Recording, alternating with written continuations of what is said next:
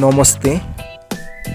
नेपाल तथा काठमाडौँको पुरानो विश्वविद्यालय त्रिभुवन विश्वविद्यालय देखिराख्नु भएको छ र हामी आज टियु ग्राउन्डको नयाँ अपडेट लिएर आएका छौं। टियु ग्राउन्डको स्थापना 1998 मा भएको थियो र यस ग्राउन्डमा पहिलो म्याच 1998 मा एसएससी ट्रफी र अन्तिम म्याच चाहिँ 2023 मा ICC men's T20 world cup Asian regional final भएको थियो। यस टियु ग्राउन्डले अन्तर्राष्ट्रिय मापदण्ड पाएको पनि 3 वर्ष बितिसक्यो।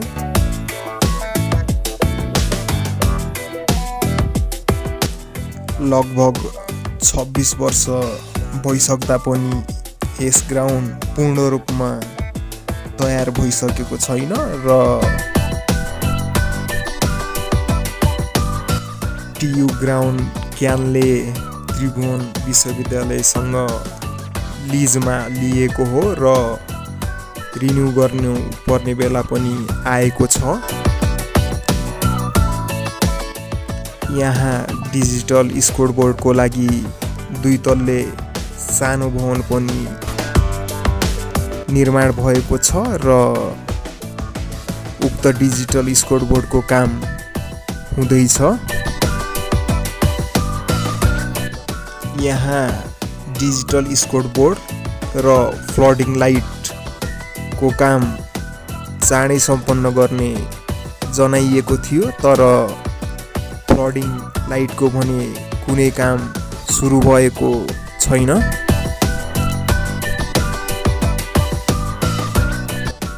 यस टियु ग्राउन्डको प्याराफिट इन्ट्री गेटहरूमा निकै नै घाँसपात तथा झाडीहरू देखियो र यस वर्षायाममा निकै नै हिलो पनि जम्मा भइरहेको देखियो। 15,500 दर्शक क्षमता रहेको यस टियु ग्राउन्डमा धेरै नै कामहरू गर्नुपर्ने देखिएको छ।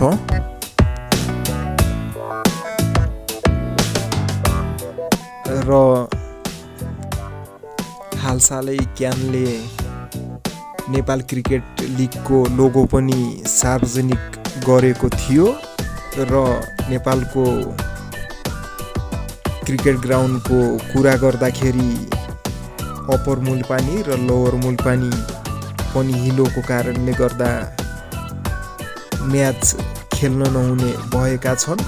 साथै टियु ग्राउन्डमा पनि पूर्ण रूपमा म्याच खेल्न हुने देखिएको छैन र यस नेपालका सबै ग्राउन्डहरूको काम चाँडोभन्दा चाँडो हुनु अत्यन्तै आवश्यक रहेको छ र